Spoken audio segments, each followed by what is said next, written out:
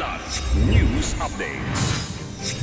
Mga balita ngayon, extradition ni Kibuloy hiniling ng Amerika sa gobyerno ng Pilipinas ayon kay US Ambassador Romualdez.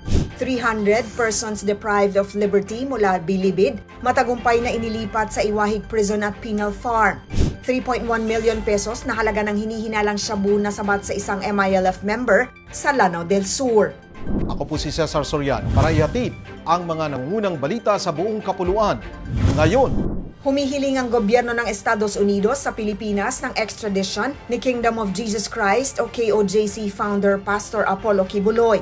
Ito ay ayon kay Philippine Ambassador to the United States, Jose Manuel Babe Romualdez, na kinumpirmang nagpadala ang US government sa Department of Justice o DOJ ng mga dokumento patungkol sa extradition request nito. Noong Hunyo pa ipinadala ang extradition documents at pina-follow up na umano ng gobyerno ang US ang tugon ng Pilipinas dito. Matatanda ang wanted sa Amerika si Kibuloy dahil sa ilang mabibigat na kaso gaya ng child trafficking at money laundering.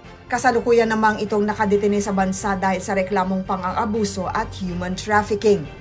Matagumpay na inilipat ang 300 persons deprived of liberty mula New Bilibid Prison patungong Iwahig Prison and Penal Farm sa Puerto Princesa, Kamakailan bilang bahagi ng hakbang ng Bureau of Corrections o BUCOR upang maibsan ang siksikan sa mga kulungan at mapabuti ang kondisyon ng mga PDL.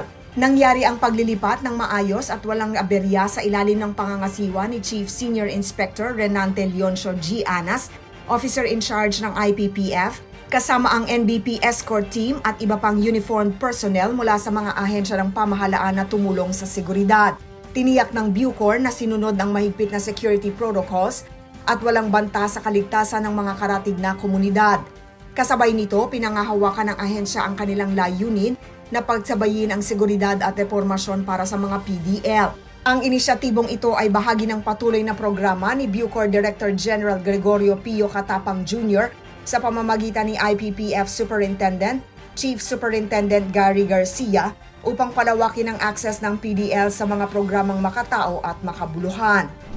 Timbog sa buy-bust operation ng isang high-value individual na miyembro ng Moro Islamic Liberation Front o MILF matapos mahulihan ng shabu na nagkakahalaga ng 3.1 million pesos sa Purok 2, Barangay Buntongan, Wao, Lanao del Sur, Kamakalawa. Kinilala ang suspect na si Jamil Saripada alias Mads, 34 anyos, magsasaka at residente ng Barangay Kilikili sa nasabing bayan. Sa ikinasang operasyon ng RDEG BARM at Wao Municipal Police, kumpiskado ang 4 na pakete ng shabu na may timbang na 460 grams. Batay sa nakuhang ID, siya ay kasapi ng 103rd Base Command ng MILF. Nahaharap sa kasong paglabag sa Republic Act 9165 o ang Comprehensive Dangerous Drugs Act of 2002 ang suspect. Para sa Kidlat News Channel, ako si Rosalyn Sinchonko, nag-uulat. ako po si Cesar Soriano, kasama nyo sa bawat pagputok ng balita.